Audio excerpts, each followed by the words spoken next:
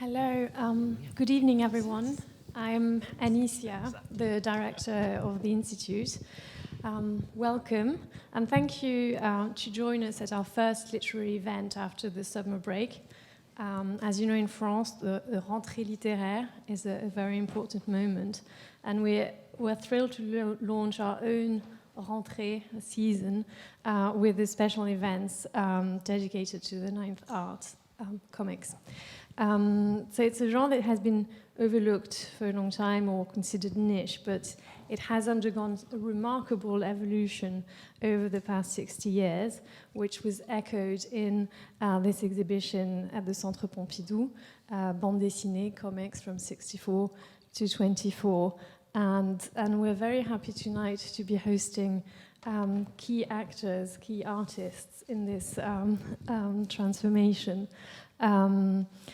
I will therefore introduce our guests to discuss the evolution and future of this art form.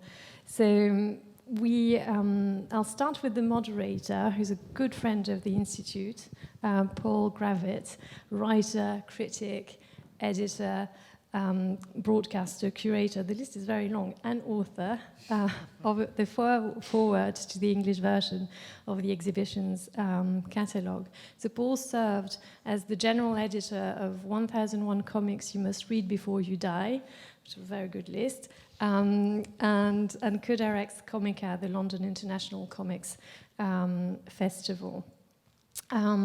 Posey, at the other end of the spectrum, is more than famous in this genre. And you are British ever to receive the Grand Prix at the International Comic Festival in Angoulême. And you had your own exhibition last year at Centre Pompidou. You're also an officier des Arts et Lettres of France, and we're extremely proud of you. And your career has spanned different styles, from children's book to graphic novels to illustration, newspapers, and magazine. And your graphic novel, Gemma Bovary, has had an immense readership, including from me. Emmanuel Guibert is a French comic book artist and author who also received the Grand Prix at Angoulême. And your work ranges from humor to journalism-inspired comics and captivating both adults and children alike.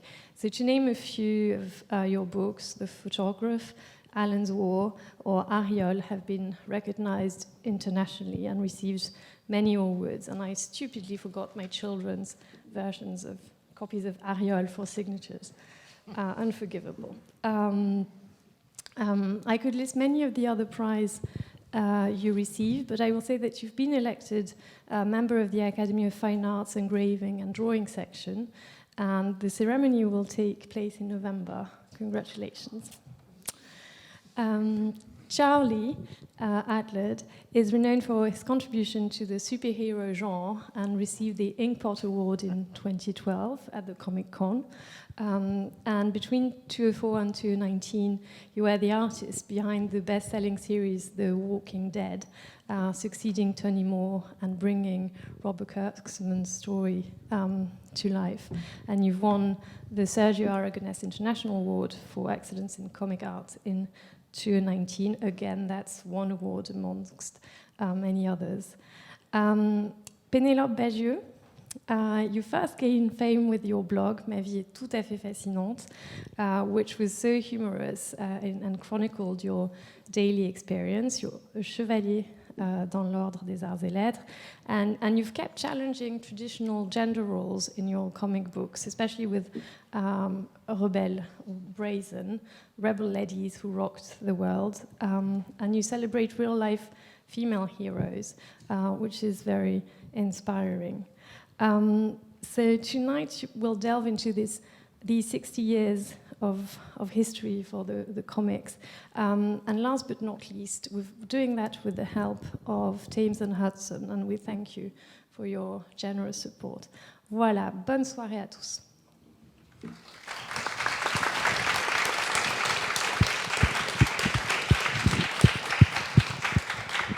Thank you very much for the introduction, and yes, it's a real pleasure to be here, and we are going to be looking at this remarkable exhibition and the accompanying book, which is being officially launched tonight from Thames and Hudson. It's been on sale, of course, during the summer, because the exhibition, by the way, is on until November the 4th, so if you haven't seen it, you've still got time to nip over.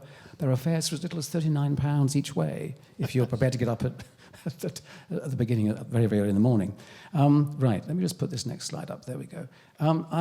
But just to begin, I think, just double-checking, just to make it clear that all four of these artists are here also because their work was selected for this exhibition.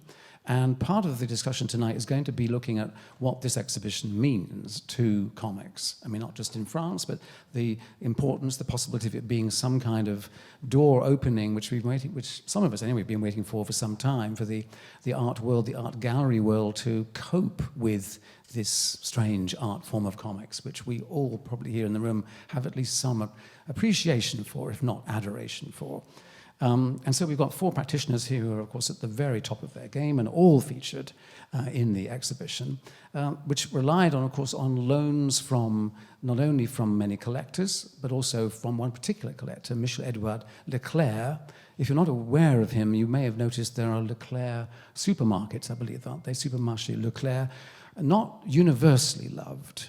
Sorry, Michel, but because obviously the French do love their local, special shops. But it has transformed French culture, and more importantly, he's put a lot of money into collecting comic art. So that's one of the filters of how the artworks have been supplied. So let me just go forward a bit. I thought I wanted to start with this, because we wouldn't be here if not for almost 2 centuries ago for Rudolf Töpfer, who you might not know. He was Swiss-German, I think. Someone will correct me, perhaps. Is that correct, Guy? Was he Swiss-German? Presumably. Yes. And Swiss, I think. Swiss. French speaker, that's right, French speaker, yes. And in fact, Posey, you won the Prix Töpfer, I think maybe 2 or 3 years ago. I think you won which is... Yes. Is this working? It is. Yes, it is. Yeah. Good. Yes. Which it means you get an award, and you also get an exhibition, I believe, in Geneva.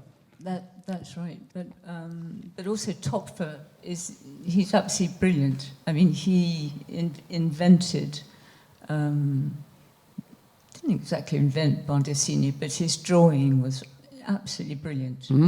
He's not very known here. No, there's a book by David Kunzel that translates a lot of his important work.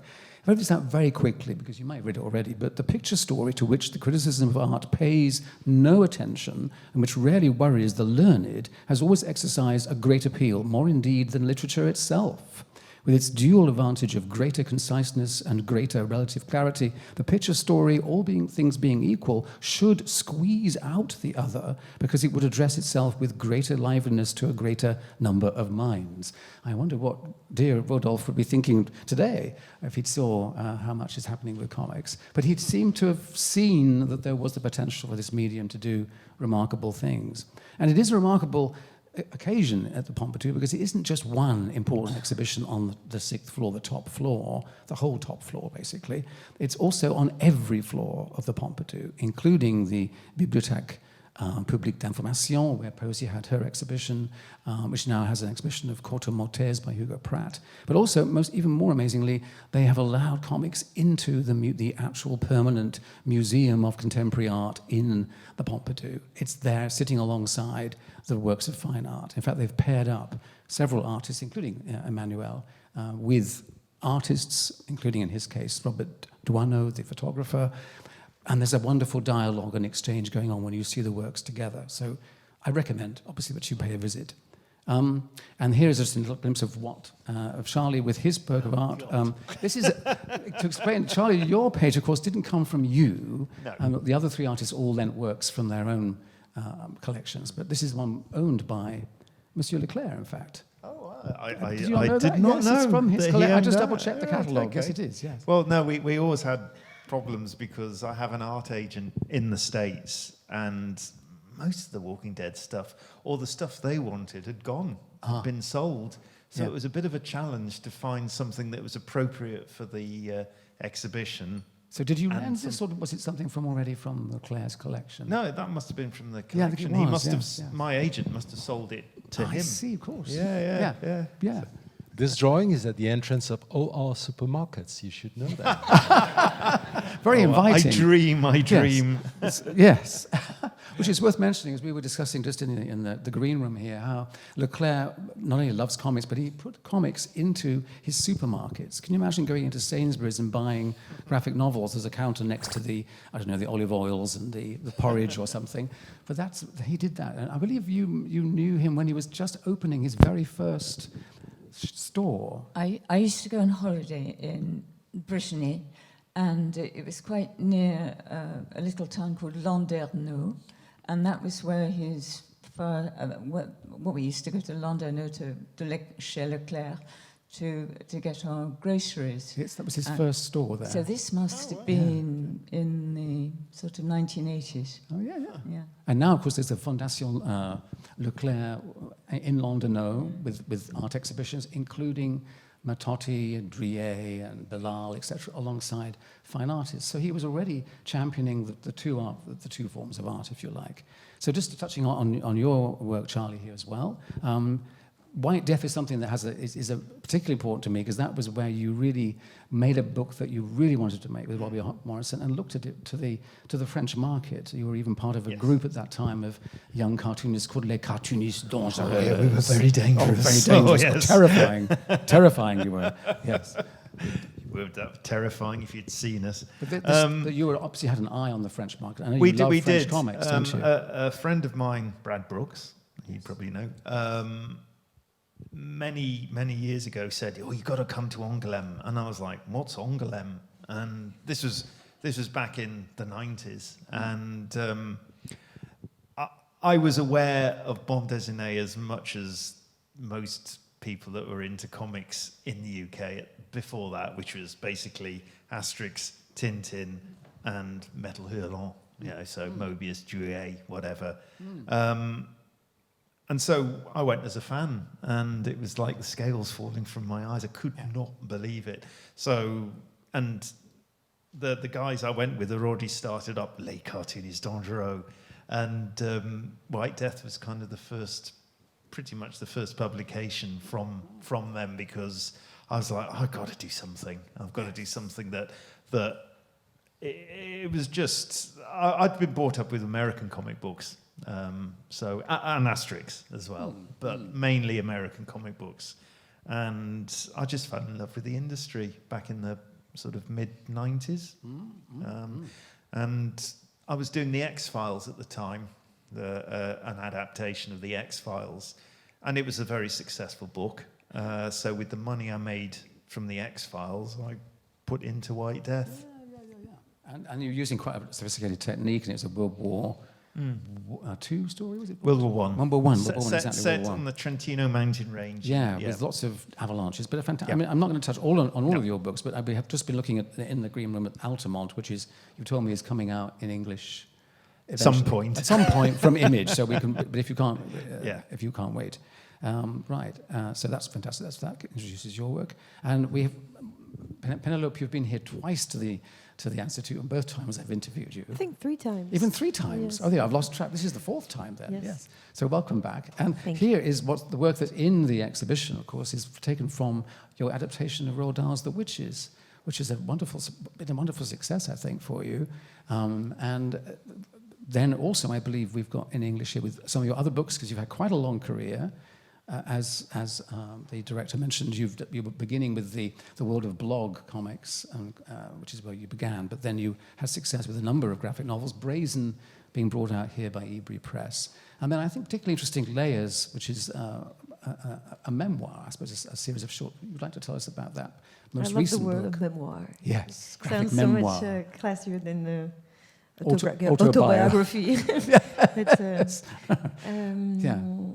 And So what led you to make this? This is the first time you've made an autobio. yes, no, it was the second time actually, because there was my blog initially. Well, that's which what I'm was thinking, the that same. in a book form. Yes, and it's in black and white, so that makes it more serious. Ah, I also. suppose. Yes. Um, And it has quite a different cover and title. I mean, it looks. If I'm in correct. French, it's pure. It's just Very black severe, and white. very severe. And this is the American cover. Yes, And yes. they insisted that you can't sell a book with just black and white on the cover. No.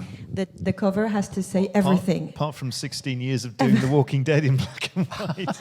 No, the cover. They Yeah, say on the yeah. cover we have to understand everything immediately. So it is diary and pages and a teenage girl. So then you know what it's about. Yeah. Yeah. It does what it says on the cover, I suppose you could Yes, say, doesn't but it? it was fun drawing it because Yeah. I was allowed to draw many details that no one will ever see. Actually, tonight we might because it's so big. Right. But when I first received the book, I thought, oh, Are we meant I to drew read everything these for bits? nothing.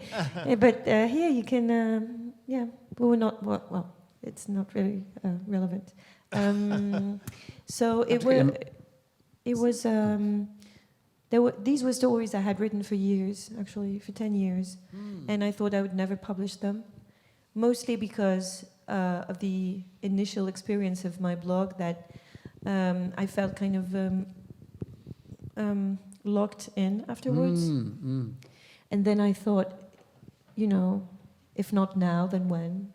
I just turned 40 back then, and I thought 40 is the right time to do this, and not thinking of what people will say. So I thought, okay, let's do this. Yeah. And my publisher was over the moon because I called him, and I said, I think I have an idea for a book. And he said, oh, and how long do you think it'll take? And I said, oh no, it's ready. You can just take it and print it. Okay. It's done. Yes. And So you have been drawing them quite for yourself, really, Yes, essentially. it was in between Yeah. while writing other projects. books. Yeah. It was like breaks, actually, and then it wasn't that coherent because some of these stories I actually had drawn 10 years ago.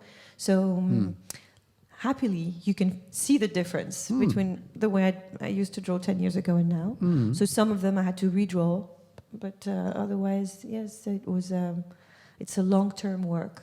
Yeah. And you're still making more stories in this way. Are you still doing some more? No, because right now I tried to work on my actual book that I've been working on for 2 years and I can't seem to finish. So I can't really afford breaks anymore. No, I can see. But yeah. hopefully, maybe after I'm done. Yes, you might go back And to also, the I form. wanted to leave some time between. There are only very old stories. I don't yes, think you. Yes. I think you need some time to marinate stories. Otherwise, it's more like a public therapy. But if you wait for 10 years, the closest stories in this are 15 years ago or maybe Yes. 20 years ago. Yes. And I think that's the good amount of time. So what I experience now, I might put in books in 15 or 20 years. But you have to, I think the best way to make sure a story is ready to be given to everyone is once you've repeatedly told it to friends over and over again. And also, it kind of helps you shaping it into a story and not just a testimony, which is not very interesting to read, I think. To turn it into a story, you have to, kind of like a snowball that you polish in time. And at the end, it's ready. But you have to wait, I think, for a long time. Right, very, very good advice. I know there are people in the audience who are making autobiographical works or intending to, so very good advice indeed. And we come on to you, Posey. This is, I know you're going to go to the exhibition next week Yes. to see yes, it, to see your work in situ, in a vitrine. Yes, I couldn't see it earlier on, so No. I'm rushing over. And they've got, I think, 5 pages from Gemma Bovary on display. This is the image here on the Yeah, screen. I can Is confirm that- I've seen it. Yes, they are there. Oh, you can confirm that. You confirm that. Yeah. Good. Well, you're both actually in the literature. I should explain that the exhibition is organised thematically, so both Penelope and Posey are in the literature section, hence Roald Dahl and hence Gemma Bovary. Yeah. Excellent. And your work, of course, has been so embraced in France. I mean, you've had success, but you've also had awards, and you are the first Grand Prix from Britain, only the 4th woman in over 50 years, by the way, in Angoulême as After well. you? No, Penelope did hasn't you had have- it yet. No, not yet. Oh, well, next time. Next time. People will get their turns. Yeah. Yes, they will get their turns. Yes. So excitement to be a Grand Prix from Angoulême. I mean, you weren't able to. It was extraordinary. I was absolutely bowled over or... Gobsmacked, I think. Gobsmacked. Yeah. Do you say in French? époustouflé. Époustouflé. Yes, I was completely Wonderful. speechless. Yeah. So that's the word from poesy. And of course, there are other books that have come out also in French as well as in English. This is her most recent graphic novel, Cassandra Dark. And then we come to Emmanuel, just to whiz through, so we will come back. But this is one of the pieces that's actually from the catalogue, but also on display in the Pompidou exhibition. And your work has been published in English in these books and others, but these ones in particular, I'd recommend people check out. And to ask you, Emmanuel, for you, you've actually done also one of the artists, the only artist actually amongst our quartet here, who's also in this bit of the exhibition. This is no put down of any of you, believe me. There's no, but Emmanuel's in both places, because as well as the main exhibition, he's also in this bit, which, as it says, is comics in the museum, as in the Museum of Art. And The question is, how much did I pay? well, you have to bribe. No. But the point is that certain people had affinities. That was the point. How did you get this gig? And did you have to say, I'd like to show my work alongside Duano or something? How did these No, I didn't. pairings get? How did the matchmaking was done, fitting the comic artist with the fine artist? I've been lucky enough not to ask. No, you were asked. It's been a proposition, yeah. Good. Yeah. And it was really Christmas. I could imagine something that would be an exhibition in Centre Pompidou. It happened in the past. Yes. But this proposition of exhibiting with the artists of the collections, it was unbelievable. Époustouflant. Époustouflant. So, first of all, they told me you can choose. Wow.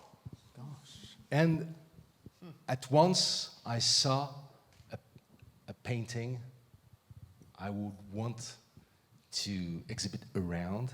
And this painting was from Kandinsky.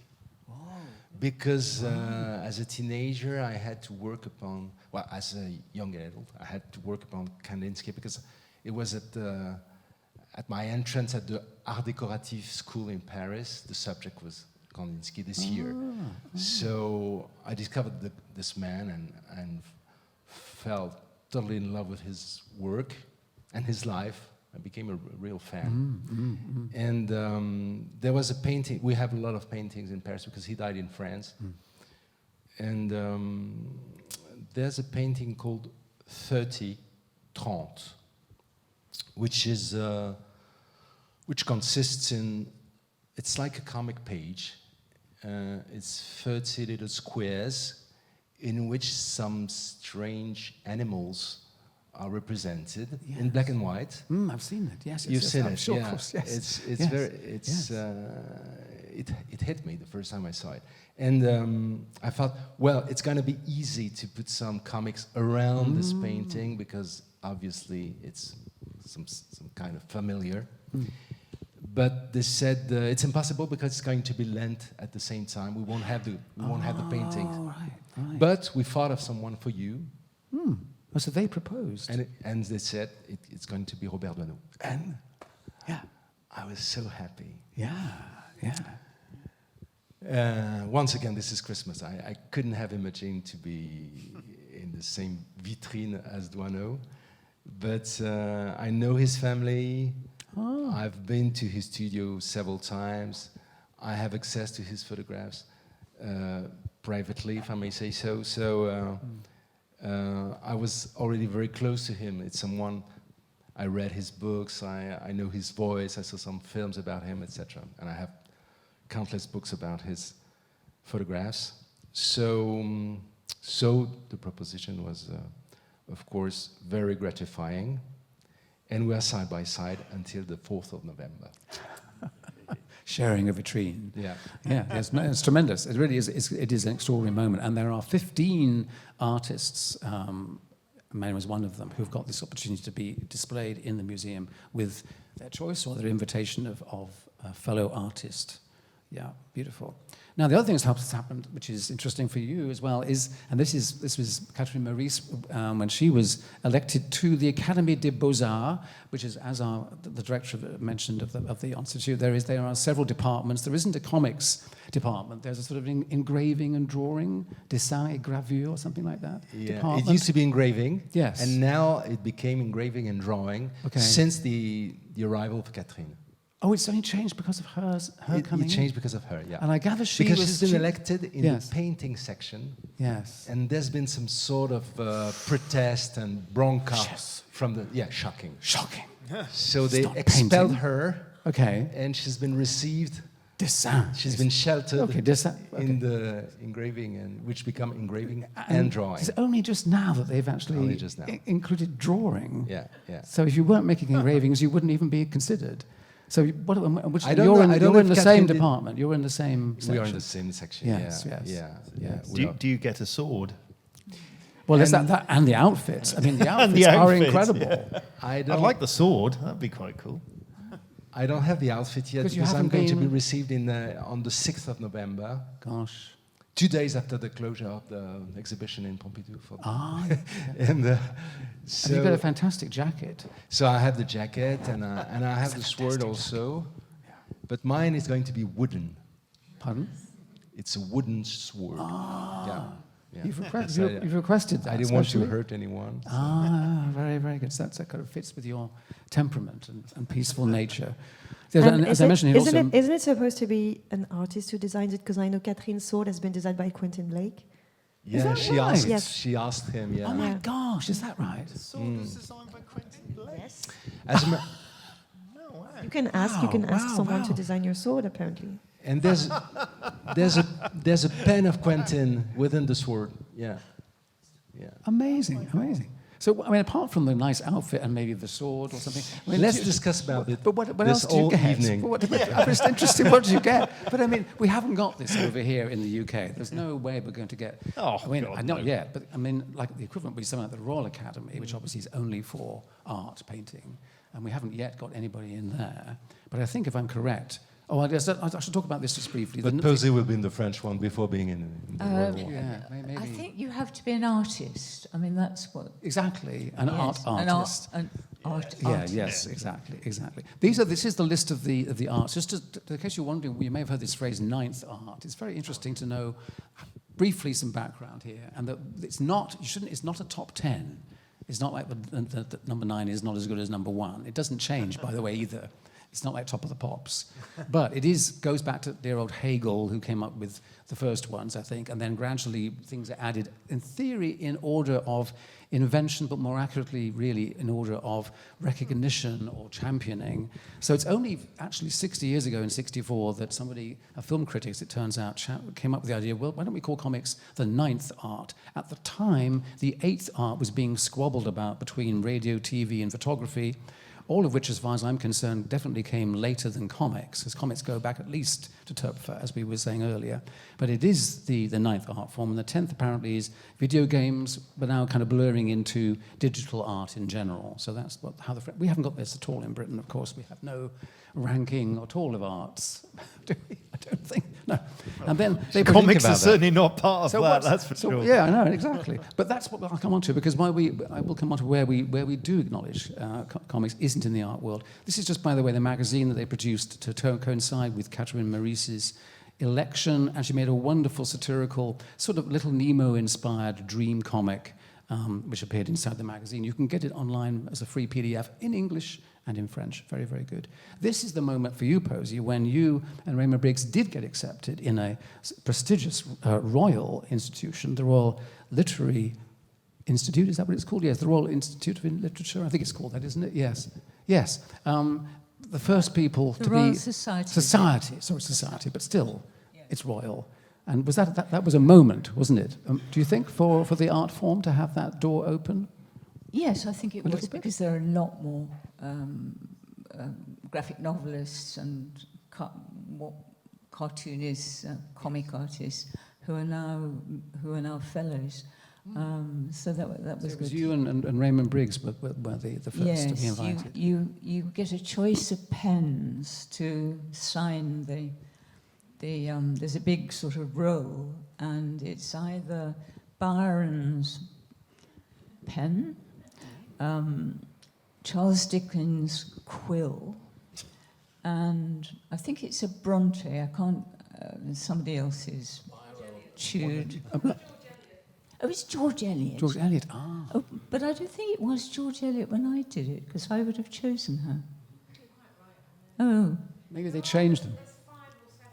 they're 5 or 7. Well, I chose Charles Dickens' quill, which went splat on. Yes, quite difficult to use, really. Yes. But it definitely was a moment. This was a special magazine. I particularly love the, well, as you say here, you've got characters from your books here. One saying, in France, bande dessinée is known as the ninth art, to which George from Weber is saying, ah, yes, what we tend to call comics. And then you have Baker Cat talking to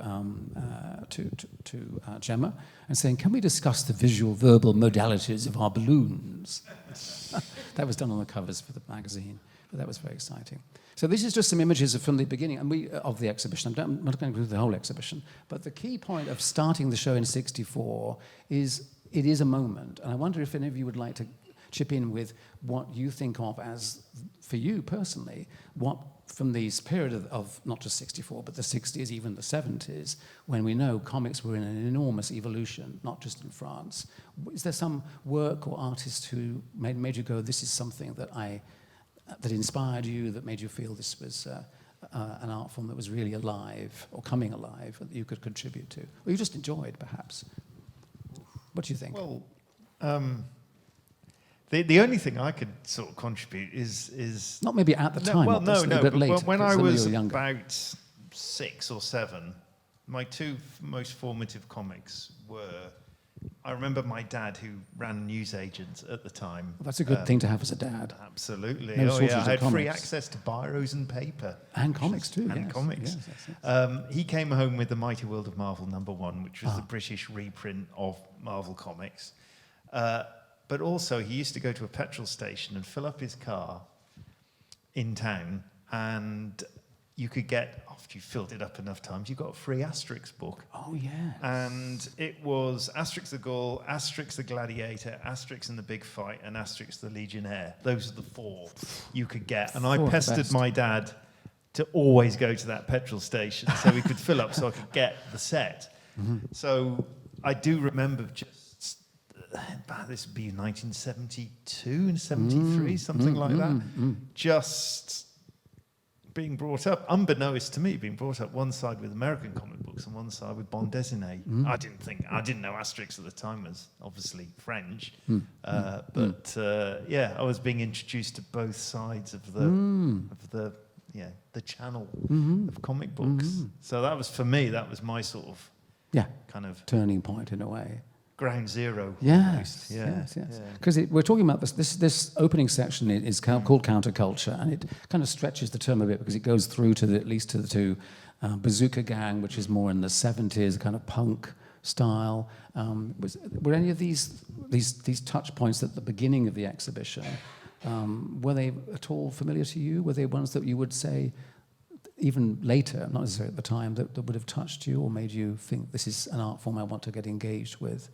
Did the counterculture of comics engage you in any way? Or am I just barking up the wrong tree here? What do you think?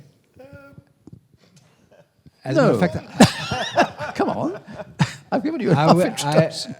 as a matter of fact, I was born in '64, and I No, thought I know.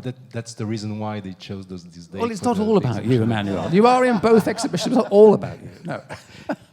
No. But maybe that's the moment when comics become, I don't know if they become adult, but they address to the adults. I think you're And right. that's the, Or more or less readdress, the first time. readdress. That's the moment. Hmm. So, I think it's a little bit tricky to pretend that it's actually the beginnings of adult comics completely, to be honest with you, because the... Well, didn't you just say that was the time it was recognised as the ninth art? Yeah, Is it that began in the- '64 from so, that point, yeah. and then it continued for a while before it was, yes. But yes, you're right, there is clearly a change in society too, because you've got the sexual revolution, which is not necessarily the same as women's liberation, which took a while longer to come, of course. But that changing of what was possible in comics, it wasn't just aimed at children.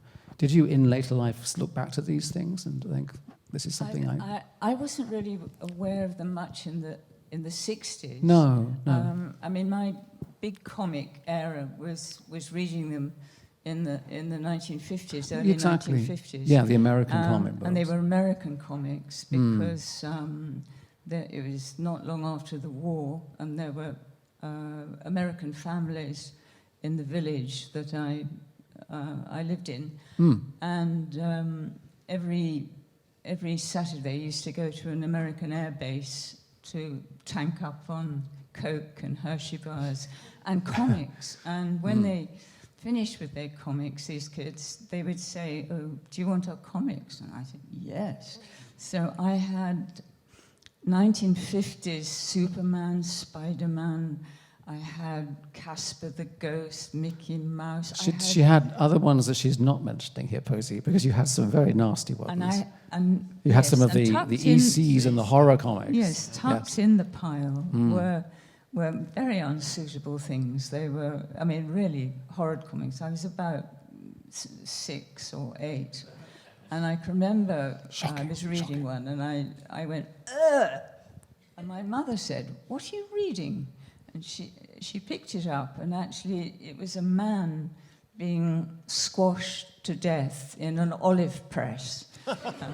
Well, I can tell you this is actually a holy grail for me because I've been looking for this comic and I've consulted lots of experts on horror comics and we can't find it.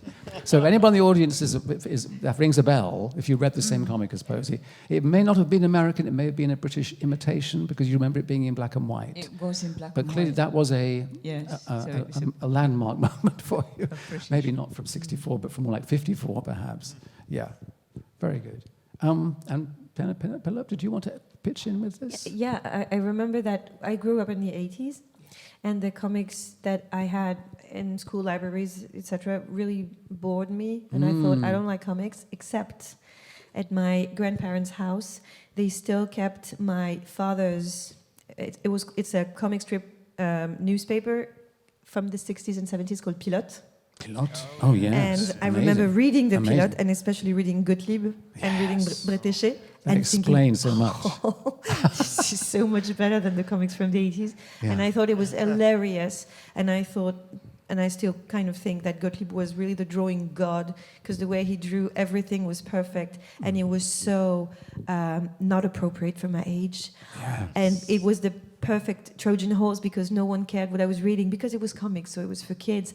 And it was, wow, it was amazing. There was this series from Gottlieb called Hamster Jovial, which was the story of a Boy Scout chief, and it was not so Tintin, not appropriate not Tintin for me at all. but it was so, and Les Dingos Dossiers, which really is my Bible as of funny cartoon drawing, and I thought, how can someone manage to be so funny with just one fixed image? Because everything from it was perfect. The shape of the eyebrow, the eye, everything was perfect, so funny. And with my sister, we knew them all by heart, and we still do. And I thought, well, this is from the time when my father was a kid. Nice. And that was, to me, that's really the basis of everything. Way more than things that were intended for me in at the time in late the 80s. Or I don't even know what was published in the late 80s in France, but It was a period of transition, probably definitely. adventurous guys solving mysteries with It women. became it went a bit backward a little bit before L'Association came along and turned it all No, around. that was later. Yeah, Really. and it's worth mentioning that, as you said, that your grandmother looked after, or grandparents looked after their son's collection. So the fact is that many households in France have got bookcases full of comics. There was also his original collection of Tintin and from his Pilote, youth, yeah. from his childhood, Yes. and then the basement was flooded, and everything was destroyed. Oh no! Oh gosh, That's really tragic. the drama of my late father. But It was his collection of Tintin from maybe when he was 5 or 6. Yeah. Yes. Oh gosh, wonderful. So we're going to have a look at comics and what are comics doing in art museums, because this is we're here by the way, we're here in a very appropriate place. We're in a library. And as you've seen, in Britain, the tolerance for comics is much more open in libraries. 10 years ago, I co-curated an exhibition at the British Library called Comics Unmasked. They opened their doors. but we've yet to find our way into any really big art institutions. So we're waiting for somebody in the audience, and I'm available, of course, as a curator. I'm very expensive. If someone from the Tate is here or the Hayward and just says, look, maybe we should do something like the Pompidou and kind of try and catch up a little bit with what this amazing art form is doing, it needs to happen. But what are they? Do they belong in art museums or in museums? This I recommend is a very good guide, very quickly whizzing by, but Kim Munson's put together a great collection of the history and the reasoning and thinking behind comics getting into art museums. This I want to read out from the catalogue. If you bear with me, I know time is flying, but this is a great piece. Right, this is Tristan Garcia, right. In 18th century England, there was an allegory popularized by the poet John Dryden, which was sometimes used to illustrate the relationship between the arts, especially painting and poetry. Instead of defining one in terms of the other, as in the tradition summed up by Horace's phrase, ut pictura poesis, basically means something like, as is painting, so is poetry. It represented them as two sisters, sister arts, one placing a finger on her lips to show that she cannot speak, that's painting, of course, and the other covering her eyes, which is poetry. So, this allegory shows the extent to which the expressive potential of each of art is born from what it lacks. The inability of one is the ability of the other. Because the two sister disciplines completed each other, there was no hierarchy between them. Comics both see and speak, but they can see or be seen with speaking or storytelling, and in a sense, they cannot speak unless they are seen. Therefore, the relationship between comics and literature, like the relationship between comics and painting, is neither one of inclusion, they are not the same, nor of exclusion, they are not entirely different. Instead, comics are the third sister of the sister arts. And I read that, and I thought, oh my, I just got chills saying it, reading out to you. Isn't that just the most wonderful idea? Maybe we are. Maybe comics is the third sister. In fact, I think Dave Eggers described comics as the sort of the freakish mutant sister of writing and drawing or something. But it's a very interesting. Would you like to comment on that idea, where comics sit? They are neither art nor literature, but they are both art and literature. Would you like to respond to that? Well, surely that's why we're unique. We're isn't unique. it? You Yes. know, because we are not one or the other. We No. are our own thing, isn't it? Yeah. It's as simple as that. Yeah, but it's not as simple, unfortunately, because we still haven't been fully understood as something of its own. So we have the literary world going, your literature, but graphic literature. Or we have the art world, say, particularly in France, going, well, yes, your art, we can show the original drawings of the artwork. But interesting, you might not know that I know several artists, certainly 2 or 3, whose work was intended for the Pompidou's exhibition, for the main one, the 64-24. But because they were working in digital, work was not included. Well, I have digital work in the exhibition. Yes, so but I think there was another there wasn't a reason. hard and fast rule on that. I don't quite right. There wasn't a hard and fast rule, but it was. What was the reason for that they I weren't think included? there's still misgivings about. There was still a priority anyway of wanting to show original drawings on paper. Oh, yeah, I can understand. You don't put people Careful, want to see. careful, because Penelope's next to you. No, because Digital artwork is on the wall. Nowadays I am 80% digital myself, so Yes. I'm speaking from both sides. But if you're looking at artwork, you want to see something that somebody's physically drawn rather than, because if you're looking at it digitally, it's exactly the same as it is in print. So why do you You'd need rather to stay home. Yeah, might as well stay home. Yeah. So I know, Posey, you're not digitally inclined. I just wondered about Emmanuel, though. Are you someone that's do you use digital in your work? Absolutely not. No, No, I use no. persons who do digital for me, but I What? don't do myself. What does that mean exactly? I mean, sometimes if I can cooperate with persons who make the colors, etc., and I see. they do it digitally. But yeah, I see, I don't yes. even know how to do it. No, so no. I only work the ancient way, Yeah. the old way. I wanted to show you this wonderful cartoon. I'm not sure if it's done specifically about the current exhibition, but it's a marvelous cartoon by Vuillemin. As it says, frankly, I just don't understand. Do you think Robert Crumb really belongs in a museum of modern art? No, in fact, it looks a bit messy. That's the 2 critics. And I love, Vuillemin, of course, also has the most wonderful, messy drawing. He's like the heir to Reiser, isn't he? He's wonderful. So vitriolic. But that commentary seems to me worth thinking about. And then I'm going to just do a little bit of detours here. Do you consider your your drawings on paper as art. Because this is an example of Herriman, George Herriman, the creator of Crazy Cat, drawing comics for newspapers. This is a Sunday page, where he got the artbook, the original black and white artbook, back and colored it, and put it, and actually also made and colored and painted the frame and gave it to somebody as a work of art in whatever it was, 1936, which, even though at the time it would have thought of it just been process drawing, no reason to keep it. So what do you think of as how do you think of your artworks? Well, when I was working for a newspaper, I mean, your artwork would be scribbled over anyway. There would be blue marks on it, and someone would put a coffee cup down on it. And in a way, it was a drawing for reproduction.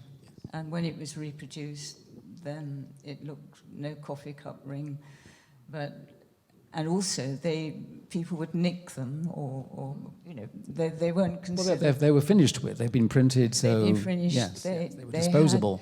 They were ephemeral. They were, with your marmalade and toast in the morning, and in the evening, the paper was in the cat litter tray. Yes, exactly, yes. But in terms of you have archived a lot of your work, and you're certainly keeping your originals for your 3 big graphic novels together as a work, and it's just now being archived, including all the preparatory work. So there is the thought now that you are leaving a legacy, and you have a important art collection from your career. Yes, it took me a long time, though, to realise that that it was worth keeping. Right. How about the rest of you? What's your view about? Is your work art? I suppose. I will say the only difference between a fine artist and an illustrator, which is what we probably are, I'd say, is a fine artist can walk in their studio and just go, what can I do today? Just create. Whereas an illustrator has to need some physical sort of inspiration, i.e. a script, like a comic book, or a project, or whatever. But we'll still create a piece that's as, I'd say, as viable as a fine artist. But we just somehow we need that. I can't personally go into my studio and just sit there and go, what can I do today? I need a. But a some project. have in the field of the comics. It happened. This attitude. It happened in the 70s, for instance. Yeah, I think people just making the comics their own way without absolutely. But without a commission. I suppose. But if I see the thing is, I am just an artist, so I don't write. So it's hard to be.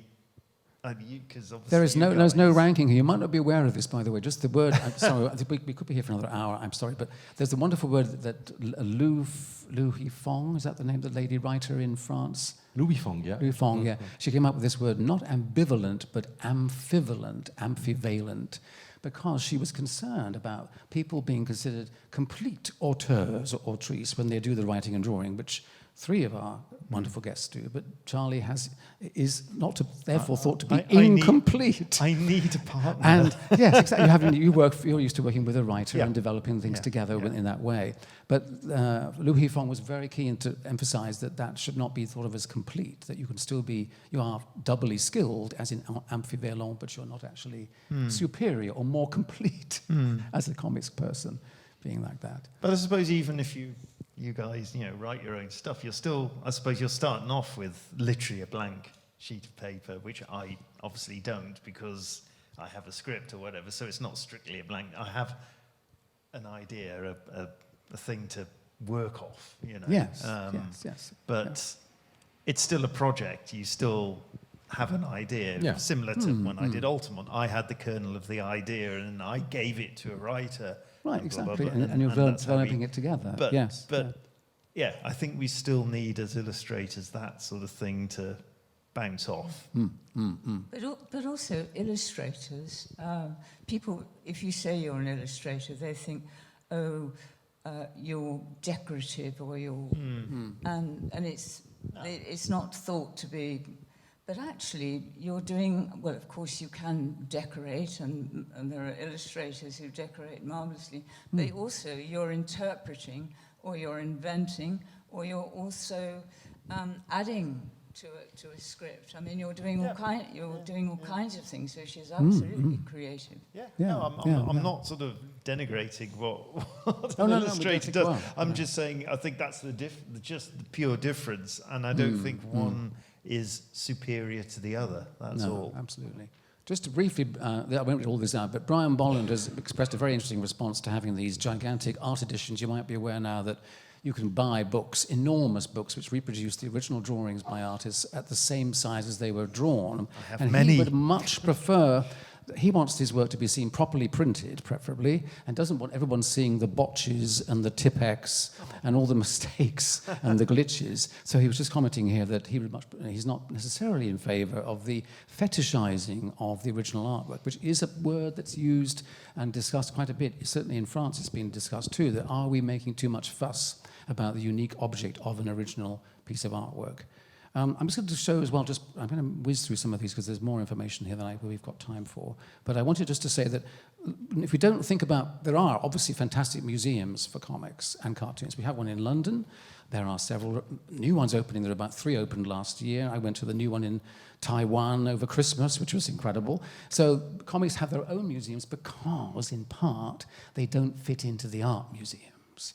That's one of my ideas. You have to therefore go, we must have a museum for comics, as there is one, of course, in Angoulême.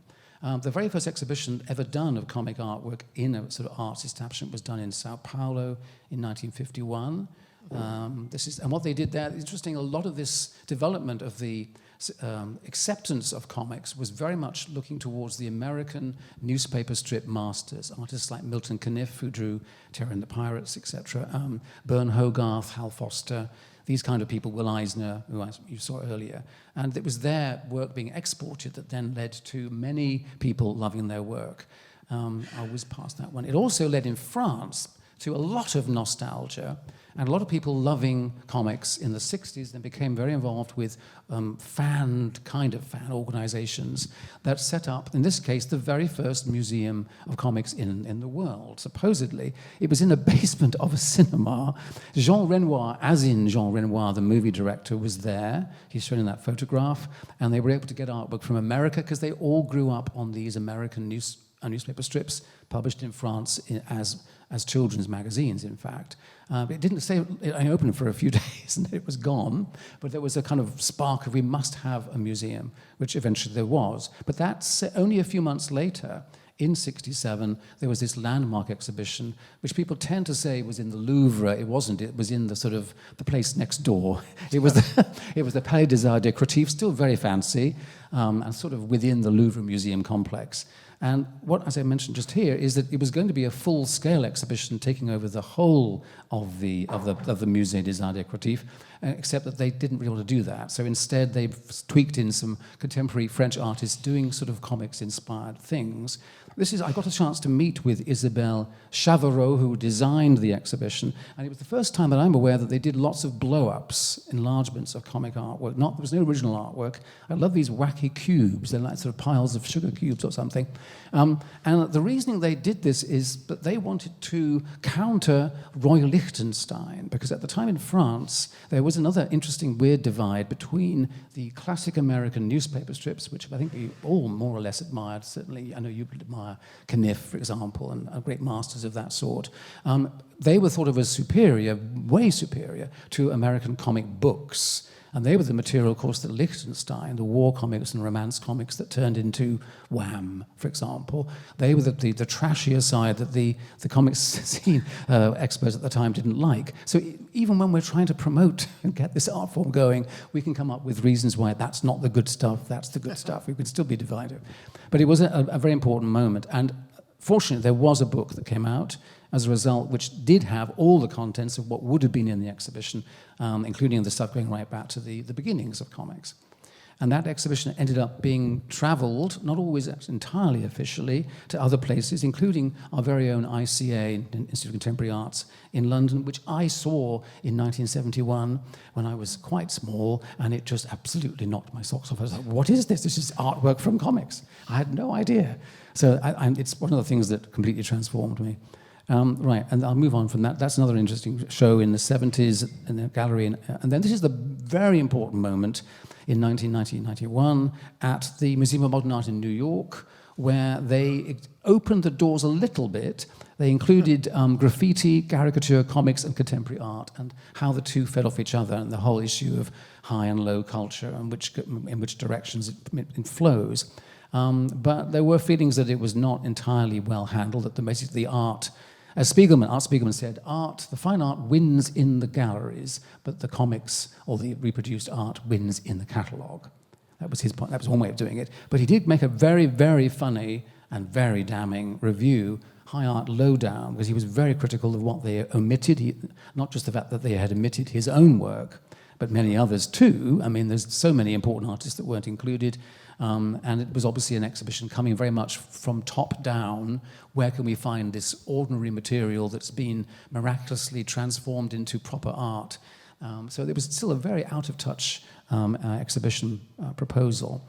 But having made a complaint, then Spiegelman was invited to have a small exhibition for only about 6 weeks, which is always notable that these shows are often on for only a short time in these places, of his artwork from Mauss, which he had just completed the second volume of. And then, so meanwhile in France, there had been a few openings, in particular, this was an important one. Laurent Lebon, who we need to credit as the current director of the Pompidou Center, who initiated this project, really, when he took over there. He was already working with the Pompidou on this exhibition of Hergé's work. And this is how they displayed the one piece of Hergé original art book that was donated by Hergé's widow. I went to see this, and it was the most bizarre experience. Did anyone go and see this? Did you see this, Emmanuel? One piece of original art. One piece of original artwork was on the point is that, to be fair, they were showing a lot more work, of course. There was a proper Hergé exhibition. Yeah. But this was a piece that was picked out because it was donated by the widow to the collection for the first time. Right. The collection had never had comics in it. But they housed it in this sort of strange bathroom-like installation by an artist called Jean-Pierre Reynaud, who Hergé collected. You might know Hergé was a big fan of modern art and did try and do paintings, not so well as his comics. But it was just frustrating because it's there and you couldn't see it because you had to look at the installation. You couldn't get close to it. Very odd. Meantime, we've moved on a lot, of course. We mentioned the BPI, the Public Information Library, which is hosting exhibitions, currently hosting a Corto Maltese Hugo Pratt exhibition alongside the other program shows. The other big breakthrough was when this museum reopened in Paris, there was this big show of Robert Crumb's work. And there was a very interesting press conference. I'm sorry, I'm hogging the microphone here a little bit, but I will ask you for responses, of course. But this is so interesting. At the press conference, the director of this Palais de Tokyo was asked directly by Crumb, saying, "Why have you chosen my work? And do you know that all the history of the artists I admire, like Hogarth and Gilray, and of course the director had no idea where Crumb's work had come from, and confessed that it was basically because many contemporary fine artists had said they'd been inspired by Crumb's work. But he was saying, why is my work on the walls? Because it's not intended to be there. It's made for reproduction. So that's perhaps an opening comment we could pause at. What's your feeling? Does it change how you work? If you were told we're going to have an exhibition, would you change the way you draw? Does having your work on the wall seem strange, whether in digital form or in original artwork? Does it belong in an art museum? Sorry, what do you think?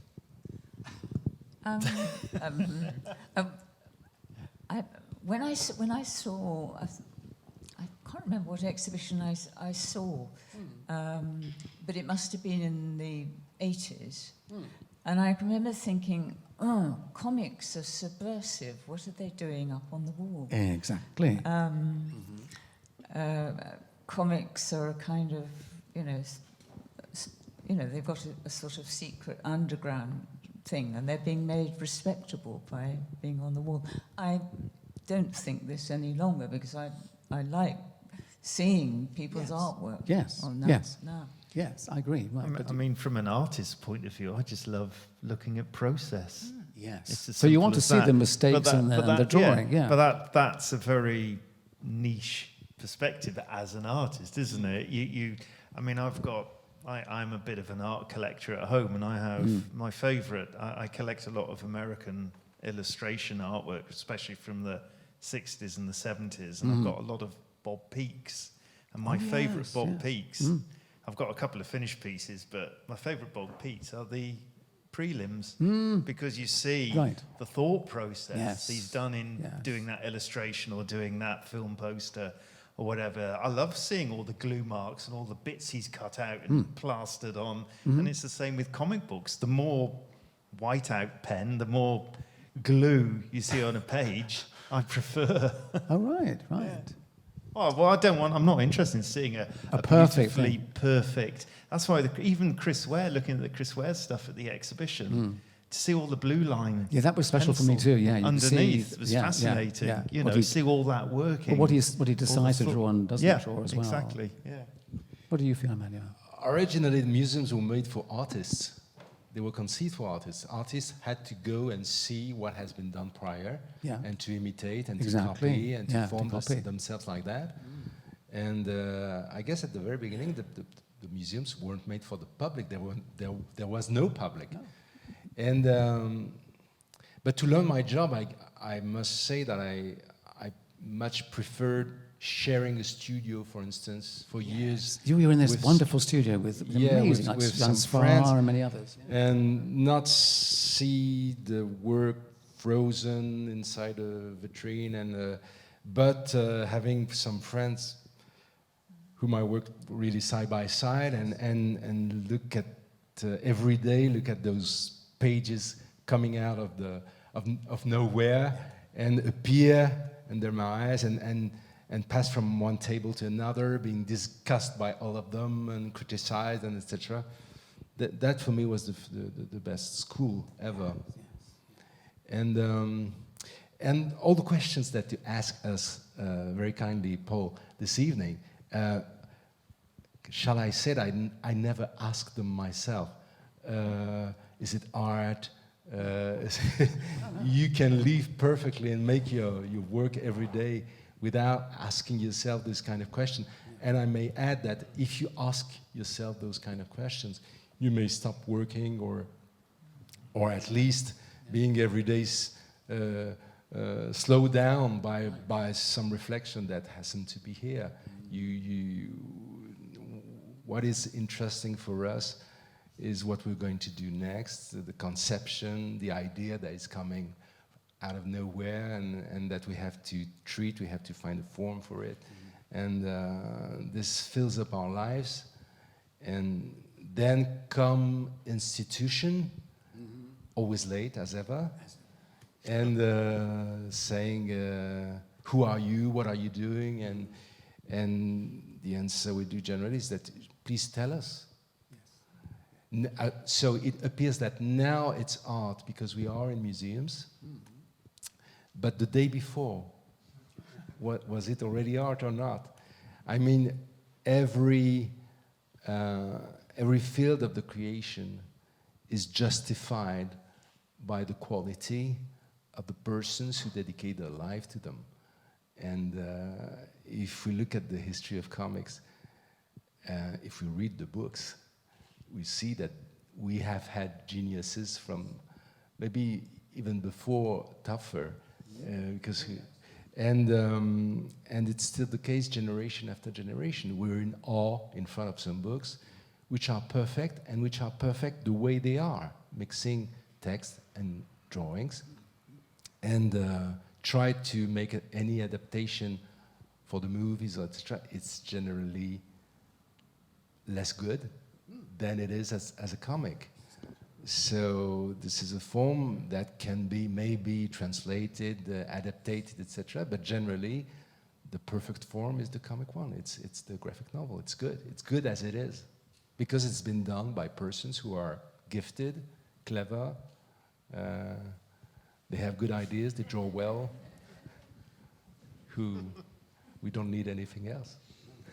That's very well put, Manuel. It almost sums up exactly. Do you agree? I think it's a very good point to make. Yeah. Plus, I think I collect drawings from illustrators from comics because I really like, but only when it's just one image. Because I'm kind of bothered by an entire grid because it's one page out of a story. Yeah. And really, what I like about comics is the entire book. And I always think it very weird to just watch it one page because then you focus on solely the drawing, which is interesting in itself. But all my favorite comics, the ones that I've read and reread, it is because of the entire book. Yes. And mostly never because I really love that page. So that's really kind of weird. And also, I remember that when I started working on the book that I'm working on right now, I wasn't sure how the tool I would use. I was thinking maybe I would do it digitally and maybe not, because once in a while I like to also draw books with paper and pencils. And I was still considering, and I went to an exhibition in Switzerland, and I talked with an author who's older than me and way more, I don't know how to put it, plus installé, more established, I guess. Yes, and we talked, and I said, I'm not sure because I really like the pleasure of drawing with paper and the feeling of it. And also I really, really love working on iPad, really. I think it's amazing. And he said, but you want to have originals so you can sell them. Do you? Yes, and he said, and there was this other guy who said, oh yeah, that's what, you want to have originals so you can sell them. And my drawings are sold in a gallery in Paris, and every time I'm talking with my gallerist, and he said, so what are you working on right now? And I said, I'm working on this new book, and he said, any chance it's paper? And I said, yes, no. I want some more. Funnily enough, I have exactly the same conversation And with they're my art desperate. agent. Like, when is the next time you're going to have actual drawings to sell? Because that's the other way you can make money as a comic artist, and make sometimes more money than with your book. And and then I thought, I started drawing my book on paper.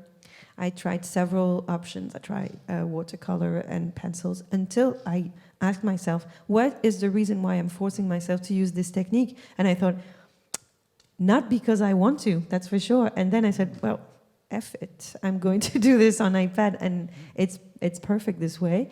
But there's kind of hierarchy between, it's not real paper. I think once it's your favorite tool, and this is how you feel comfortable with drawing, the only thing that you lack is the option of being in an exhibition and selling your drawings. And then when there was this exhibition at Centre Pompidou, and they said, we really want to have a page of the witches. And I said, wouldn't you want to have a page of one that I actually drew on paper? So you could have an original, maybe? And they said, no, we don't. I thought, okay. And so there is a room with screens. Yes. And there is a page of, and you're absolutely right, it makes no difference. It's like, oh, that's the same in bigger. That's, but there are no blue lines. There's nothing, because it's the result of work. Yes, and also I think also the reason why I'm not really interested in having this final image, perfect image, is that what I enjoy about comics is the process of drawing them, and the result is not very interesting. When it's your own work, I think. I'm never looking back at my books thinking, wow, that's really amazing. But I remember spending 2 years being so happy drawing it. And I have memories and feelings and the music I was listening to for almost every page. And I remember that the joy of comics is actually drawing them. And the time you spend alone at home with your cats drawing, that's why we love this art. What about writing them? Writing them. When I say drawing, it's a mixture of writing and drawing, but it's never the result. There is a satisfaction in looking at the page that you drew the day before, and you rediscover it, and you're like, and that's kind of nice. Or it's crap, and then you redo it. But really what we like is making it, I guess. Well, when I was doing The Walking Dead, I had to do 22 pages a month with a cover, so there was no thinking about it. You just had to. I was very knuckled down, very focused, regimented. Yeah. I had to do X number of pages a day to make it work. I'm quite good at this. This is probably why I did it for 16 years. But but the beauty of that, actually, in all the machine sort of, I suppose, implications of that, you know, people used to go, "Oh, he's like a machine," you know, which isn't much of a compliment, really. But what came out of it was the sort of, because you're doing it so fast, and the way I made it work was, as soon as I finished a page, I just put it away. I wouldn't look at it again, because if you look at it again, you're going to make changes. You're going to, you know, because the perfectionist, you go, "Oh no, that's badly drawn. I need to change that," and blah blah blah blah. So put it away. Don't see it until it's in print, and then you go, "Oh God," you know. But magic did happen occasionally, because you weren't thinking, you were just drawing, you were just doing, you know, and there was a kind of a magic to that. Yeah. It was a bit similar to, because I used to do life drawing, and it was very similar to that, where the if you're doing you're drawing a model, and they tell you you've got 10 minutes to draw this pose, you can't sort of go, "Oh, I've got to think about this." You just go, "Oh God," like this, you know, and get it all down. And you know, when you're not thinking, I think the best artwork comes out of that. Almost that just natural flow. Well, I mean, it's how your rough drawings are often much better than the ones you do. Absolutely, yeah. How the sketches are so much better than the finished pages. They're full of life. Yeah. But I know what you mean. When I first started working for The Guardian, I was a sort of dog's body, and they would ring up in the morning and say, "There's a hole on the literary page, 8 columns wide by so much deep.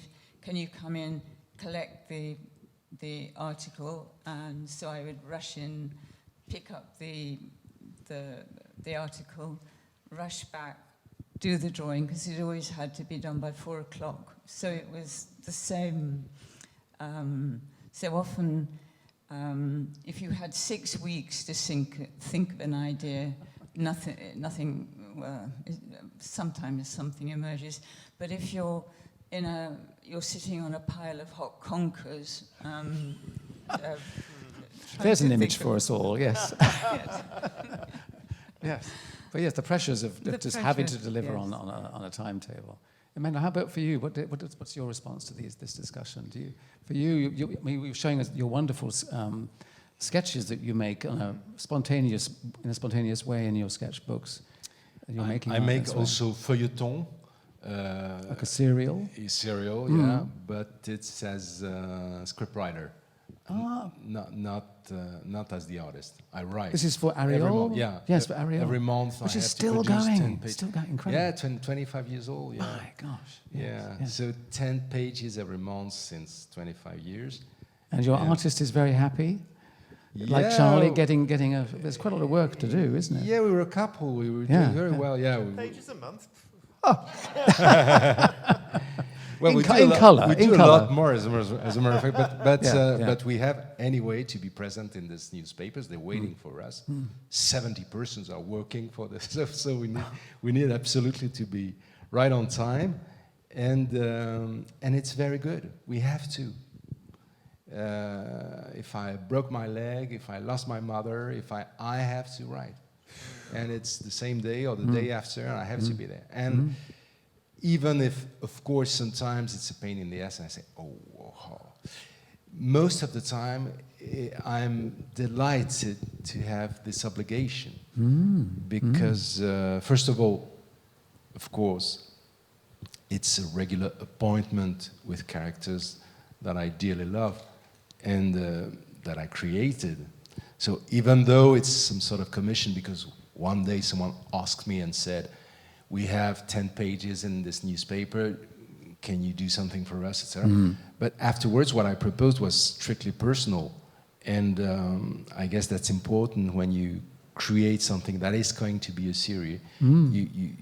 The spark at the very beginning has to be very strong because it's a launch. You don't know how long it will last. It's been 25 years. So it's about 3,000 pages. Gosh. But, but it's the fact is it's receiving each month a bunch of friends or a family, and you have some responsibility upon them for 1 week. It takes me 1 week generally to write the whole script, 2, 3, 4 times, as many times I needed to have it as good as possible. And it's so tender to have them ringing at the bell, all this little bunch of characters, and I have to take care of them. I babysit them, I feed them, I dress them, and then I send it to my dear partner Marc Boutavant, who's in charge of the drawings, and then comes back some sort of letter, which is the result of his work, and we never grew tired of that. How wonderful. He's waiting for the script, and I'm waiting for the answer. He's waiting for news from my partner, and I'm waiting for his news. Yeah. And I must add that, of course, if we had done that in the complete desert for 25 years, first of all, maybe the publisher would have said, Yeah, we didn't drop that. Yes, right. And, It's obviously being successful. Yes.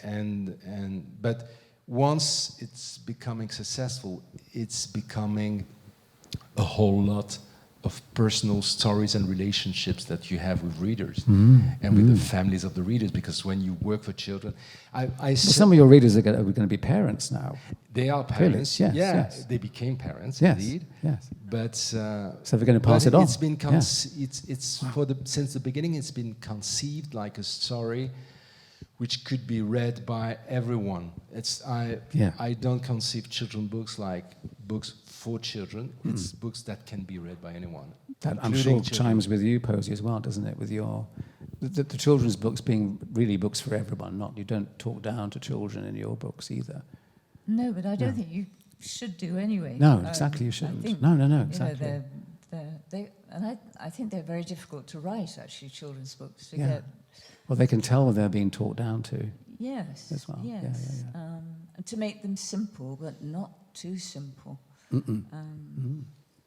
But you've had 25 years with Arion. You had something like 30 years, I think, probably at The Guardian. The Guardians Yes. with your characters, the Weber family, Yes. every week. So again, you have this relationship with them all. I didn't change them throughout. Have you although done? Have you done that with yours? I Was did. Has Ariel changed? I don't know. Did you have change? Well, have they got older, or have they got married, or something? Or Because since the characters? very beginning, I decided that I would tell 1 year of his life.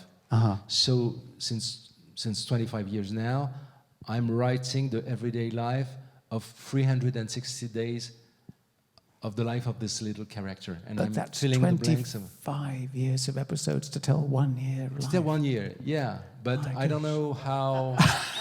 I don't know how long it took to James Joyce to tell the story of one day of his True, character. it's 1 day in James Joyce. But yeah. it's also a long work. So, Wow.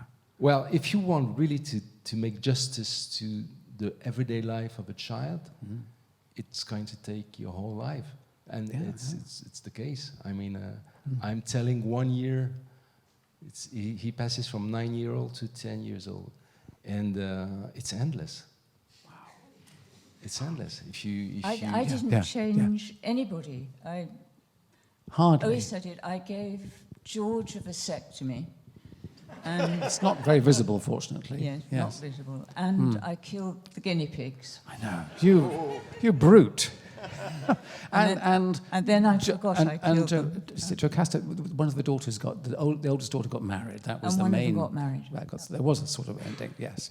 I'm afraid we are being asked to wrap up here, but I hope it's been an interesting discussion. And forgive me if I've slightly dominated, because I'm not here for another hour to talk about this subject. But it is a very important moment, I think, that comics are getting this attention. And I encourage you to see the exhibition and to meet our artists who will be signing the beautiful catalogue available in English. Thank you to Thames and Hudson for bringing it out in English. We have the publisher, or the editor, I should say, here, don't we?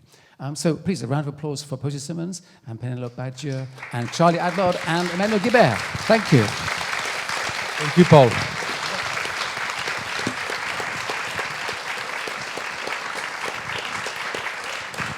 Maybe we have time just for one or two questions, if for the audience. But yeah. Could I ask who is currently inspiring you of the younger generation of creatives? I've got a very easy one. I'm a big support and a patron of LICAF, which is the Lakes International Comic Art Convention.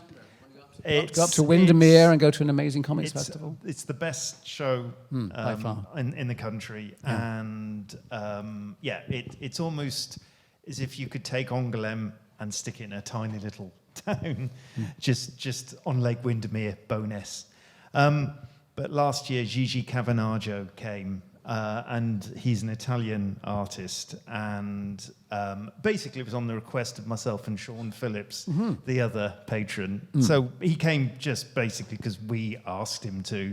So it was just me and Sean just fawning over him for pretty much a whole weekend. I think the man's a genius. Unfortunately, he's been the world of animation has kidnapped him. No, really? So Yeah. I'm not sure when we'll see some more of his glorious artwork. But He's done the poster for the festival. He did the hasn't he? poster Yeah. for this year's A festival. tribute so to Corto Maltese, of course. and Hugo absolutely, Pratt. and it's Very nice. absolutely stunning. He's Yeah. totally digital as well. I have some original art which he actually, which I basically bought every single page he brought over. Right, why not? But I think the man's an absolute genius. Yeah. Okay, anyone else want to mention an up-and-coming or young creator whose work you're And he's only impressed? in his 30s. It's really depressing. I see a lot of students' work. Yes. Well, I can't run off their names now, but No. but it's there are some really promising. Yeah. Well, that's another young important ones thing coming is that coming along. the art schools are actually not discouraging comics. They're now actually No, they seem nurturing to the be students. encouraging them. Yeah, Well, of course, yeah. there's a lot of animation as well. Yeah, that- yeah. That's very popular. Mm. But they're drawing comics. Exciting. Penelope, do you have any Well, comments? I have many answers to that. Do you read in French? No, because there's a amazing generation of young female cartoonists in France under Yes. 30. Yes. Really amazing women, and some of them are actually published in English by Jordan Quarterly. So you might read that in English. Camille Jordi's Juliette Yes, just got shortlisted for the Sophie Castile Translation Award. It's just but wonderful. I didn't consider her young It's- creation because she's my age. Okay. But that's one you could say. Yeah. Yeah. But of course, Camille's work is absolutely amazing and turned into movies also. Oh, I don't know really? if it was also Yeah. released in, in France. The Rosalie, was it Rosalie Bloom? Last summer, it was first Rosalie Bloom was Rosalie turned Bloom into a was movie. done. Yes. I think almost all of her books are turned into movies. Right. Because she's so good. But if you want to read in English, there's an artist. Her name is Myriam Mal, and in English, her book is called "This Is How I Disappear" by Jordan Quarterly, and it's a very beautiful fiction about a young woman struggling with many things, among which depression. And I think I have never seen depression portrayed in such a subtle and beautiful way. And her drawing is amazing.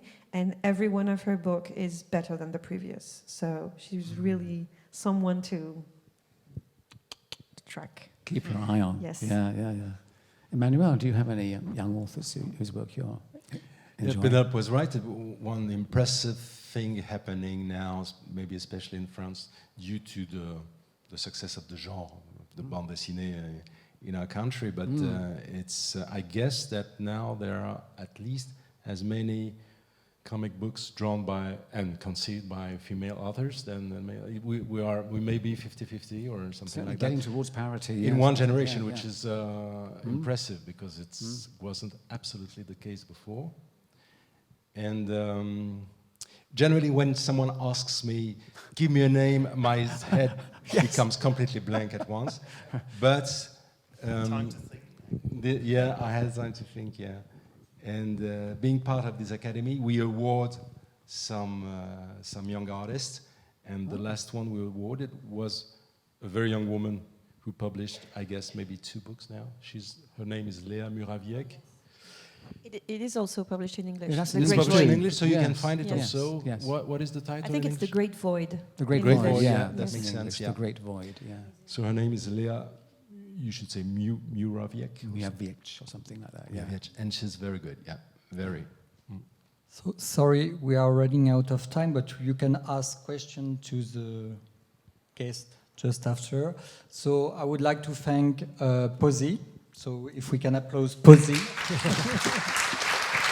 Penelope, Charlie, Emmanuel, and a big thanks to Paul, who suggests this evening.